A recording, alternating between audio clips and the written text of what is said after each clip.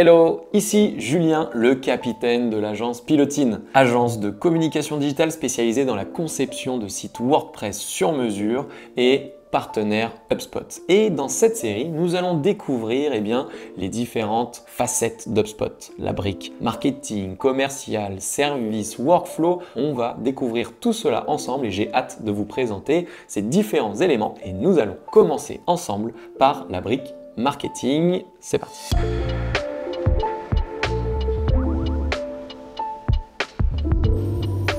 Afin de débuter correctement cette série et de vous parler du marketing sur HubSpot, je vais d'abord vous représenter HubSpot. HubSpot, c'est donc un outil de CRM et de marketing automation. CRM, cela veut dire Customer Relationship Management. Donc, un outil qui va vous permettre de manager intelligemment vos contacts, vos relations. Un outil de gestion de la relation client, tout simplement. Via cet outil, le but du jeu va être de faire en sorte que les équipes commerciales, les équipes marketing, les équipes de support client travaillent tous main dans la main. Faire en sorte d'avoir un outil unique qui vous permette de gérer intelligemment l'ensemble de la relation client. Et nous allons donc attaquer par la brique marketing. Donc là, je suis sur un tableau de bord. Donc un tableau de reporting qui va nous permettre de cumuler, de structurer l'ensemble des statistiques que l'on peut avoir sur son outil HubSpot. Donc là, par exemple, on voit les nouveaux visiteurs sur le site web sur les 30 derniers jours. On voit les personnes qui sont venues en trafic direct, c'est-à-dire qui ont tapé directement pilotine.com sur Google ou sur leur moteur de recherche. On voit les recherches naturelles, toutes les personnes qui sont venues via des mots-clés, qui ont fait des recherches sur les moteurs de recherche et qui sont arrivées après sur le site internet. On voit quand il y a eu du renvoi, c'est-à-dire les sites qui ont fait un lien vers Pilotine et qui ont renvoyé sur notre site. On voit aussi les recherches en lien avec les réseaux sociaux ou encore la publicité, c'est-à-dire qu'on va avoir l'ensemble du trafic et on voit l'évolution et on va avoir aussi la répartition de ce trafic. D'où est-ce qu'il vient? On va pouvoir regarder aussi, élément assez important pour le business, tout ce qui va être la génération de leads. Combien de nouveaux contacts ont été créés via le site Pilotine et via les outils de Pilotine directement sur HubSpot. Donc là, par exemple, sur les 30 derniers jours, on a eu 258 contacts qui ont été créés. Et on peut voir aussi la répartition entre eux. Est-ce que ce sont des contacts qui viennent de la publicité, directement depuis les réseaux sociaux, qui viennent du référencement naturel, qui viennent par recommandation, qui nous ont contactés directement, etc., etc. On va avoir ici la répartition de notre génération de nouveaux contacts directement sur HubSpot. Si je descends, on voit même notre génération de leads via la soumission de formulaires. Combien de personnes ont renseigné tel ou tel formulaire sur notre site internet? On voit par exemple ce qui fonctionne le mieux chez nous, c'est notre template de cahier des charges. On met à disposition de nos prospects, de nos visiteurs, un modèle de cahier des charges de site internet pour qu'ils puissent structurer, maturer un petit peu leur projet. On voit que sur les 30 derniers jours, 32 personnes ont téléchargé ce contenu-là. On en a 23 qui ont testé leur maturité digitale, 23 encore qui ont téléchargé notre template de stratégie réseaux sociaux, qui ont essayé de calculer le budget de leur site internet et qui ont rempli le formulaire de contact, etc., etc. Et du coup, ce reporting nous permet de découvrir quels sont nos lead magnets ou aimants à lead qui ont le plus fonctionné sur notre site internet et de pouvoir les peaufiner, les améliorer pour générer toujours plus de leads. Si je descends encore, on voit les performances de nos emailing, des newsletters ou des emails qui sont envoyés automatiquement via du marketing automation. On voit nos statistiques d'ouverture, de clics, etc., etc. On retrouve de nombreuses choses, les statistiques de Google Ads et j'en passe. Vous pouvez en soi, tant que la donnée est disponible sur HubSpot, vous pouvez créer les reportings que vous souhaitez. Ça, ce sont ceux qui nous intéressent les plus chez Pilotine, mais l'outil est incroyable et permet de récolter tellement de données que vous n'imaginez même pas tout ce qu'il est possible de faire. N'hésitez pas à nous contacter si vous voulez qu'on regarde un peu plus précisément ce qui peut être disponible pour vos besoins. Bon, allons maintenant sur la brique marketing. Donc, sur la brique marketing, on retrouve plusieurs fonctionnalités. Les campagnes, les emails marketing, les réseaux sociaux, les publicités, les formulaires, les call to action et les SMS. Alors qu'est-ce que campagne? Campagne, c'est tout simplement si vous avez par exemple l'organisation d'un webinar. Donc là par exemple, on a fait un webinar sur l'emailing. On va pouvoir retrouver l'ensemble des éléments liés à cet événement qui était le webinaire. Ça aurait pu être un salon, ça aurait pu être le lancement d'un nouveau produit, le lancement d'une nouvelle marque, que sais-je. Vous allez dire voilà, vous allez organiser un webinar et vous allez faire en lien avec ce webinar des emails, des posts sur les réseaux sociaux, pourquoi pas envoyer des SMS, envoyer des newsletters, envoyer quoi que ce soit. Et tous ces éléments qui vont vous permettre de diffuser l'information qu'un nouveau webinaire est disponible ou qu'un nouveau produit est sorti, vous allez pouvoir concentrer à un seul endroit toutes vos statistiques, tous vos reportings et de pouvoir avoir un historique de ce qui s'est passé. On peut voir potentiellement le chiffre d'affaires, le nombre de contacts touchés, le nombre d'emails envoyés, les posts sur les réseaux sociaux qui ont été réalisés, et j'en passe. Donc, quand vous avez des gros événements à mettre en avant et qui nécessitent vraiment une campagne marketing particulière, tout se retrouvera dans l'onglet campagne. Deuxième partie, email marketing. Donc là, c'est plus commun, plus traditionnel. On le retrouve avec Mailchimp, Mailjet, Brevo, ActiveCampaign ou autres. Beaucoup d'outils permettent de faire de l'envoi d'emailing. Et sur HubSpot, c'est bien foutu aussi. On peut envoyer des newsletters, des emailings à certains segments, à certaines listes, etc., etc. Donc là, par exemple, c'est notre newsletter de juillet. On voit qu'il y a eu 30% d'envois, 2% de clics. Il faut savoir qu'une statistique moyenne, c'est en général un nombre d'ouvertures, un taux d'ouverture satisfaisant sera au-dessus de 20% et un taux de clic satisfaisant sera au-dessus de 2%. Donc si vous êtes au-dessus de 20% et de 2%, c'est qu'on n'est pas trop mal. Et on va voir effectivement ici l'email qui a été envoyé avec les appels à l'action, les fameux call to action, avec les liens pour consulter tel contenu, voir tel webinar, etc., etc. On va pouvoir retrouver tous ces éléments directement sur votre outil HubSpot. Et on a pas mal de statistiques, qui a ouvert, donc là on était à 39%, qui a cliqué, combien de fois ils ont cliqué, et bien entendu toutes ces données vont venir s'enrichir sur les fiches de vos contacts. Si Jean-Marie par exemple a cliqué sur 14 emails, je pourrais retrouver cette information sur la fiche contact de Jean-Marie.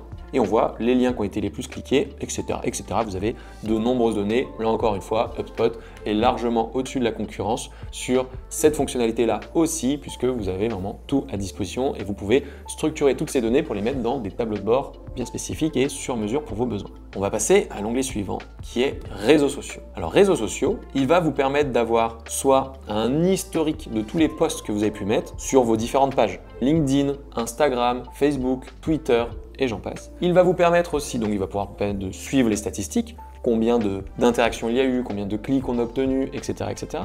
Et va vous permettre aussi, pour ceux qui le souhaitent, de gérer directement et de créer vos posts directement depuis HubSpot pour les diffuser ensuite sur les différents réseaux sociaux. Si je clique sur créer des posts sur les réseaux sociaux ici, on va pouvoir mettre son texte, on va pouvoir mettre son image, on va pouvoir mettre la date de publication, on va voir un aperçu, par exemple ici, coucou, je mets un super média, attention, voilà, et on va pouvoir retrouver ces différents éléments directement et pouvoir planifier tout cela, si vous le souhaitez.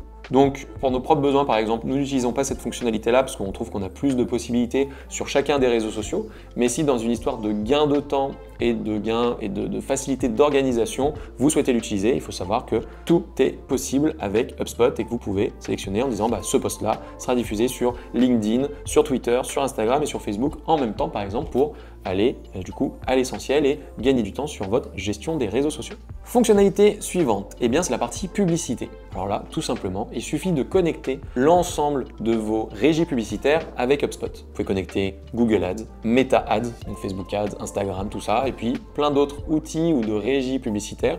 Nous, de notre côté, nous avons connecté, pour le coup, Google Ads, que nous utilisons beaucoup chez Piotine, ce qui nous permet de faire remonter les campagnes, le nombre de clics, le nombre de contacts générés, le montant dépensé, on peut même calculer le retour sur investissement, etc., etc., pour retrouver un historique et retrouver les performances de ces campagnes avec la publicité. Bien entendu, tout ça se retrouvera encore dans votre tableau de bord. Il permettra d'enrichir vos données globales. Donc c'est ça qui est intéressant avec HubSpot. Ensuite, on a la partie formulaire. Alors, nous adorons cette partie-là chez Piotine parce que c'est ce qui va nous permettre de générer le plus de leads. C'est-à-dire que sur notre site WordPress ou sur votre site WordPress, vous allez pouvoir intégrer intelligemment tout un tas de formulaires. Le formulaire de contact, le formulaire pour postuler pour les nouvelles recrues, les formulaires pour télécharger les livres blancs, les formulaires pour s'inscrire à un webinar, pour participer à un petit déjeuner, pour participer à une journée portes ouvertes, etc., etc. Vous pourrez créer tout un tas de formulaires que vous pourrez ensuite intégrer intelligemment sur votre site WordPress. Pour aller un petit peu plus loin avec nos formulaires, nous allons pouvoir mettre en place aussi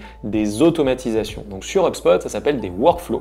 Donc quand vous allez dans automatisation et workflow, on va pouvoir en fait automatiser la relation avec notre prospect. C'est-à-dire il a complété un formulaire par exemple pour demander notre modèle de cahier des charges, on va pouvoir lui envoyer un email, lui envoyer une relance et réaliser tout un tas d'actions de manière 100% automatisée. Pour vous montrer un petit peu notre automatisation en lien avec le téléchargement de notre cahier des charges prêt à l'emploi, vous voyez, en fait, les automatisations sur HubSpot, ce n'est que une succession, un enchaînement d'étapes qui vont se réaliser de manière totalement automatisée. Première étape, on va vérifier quel a été le formulaire qui a été soumis. Donc si il y a une soumission du formulaire qui s'appelle template, notre template de cahier des charges de site web, alors on définit le contact comme marketing. Ça, c'est intéressant sur HubSpot, la différence entre un contact normal, un contact commercial et un contact marketing. Un contact marketing, c'est un contact à qui on va pouvoir envoyer des newsletters, des emailing, des choses comme ça.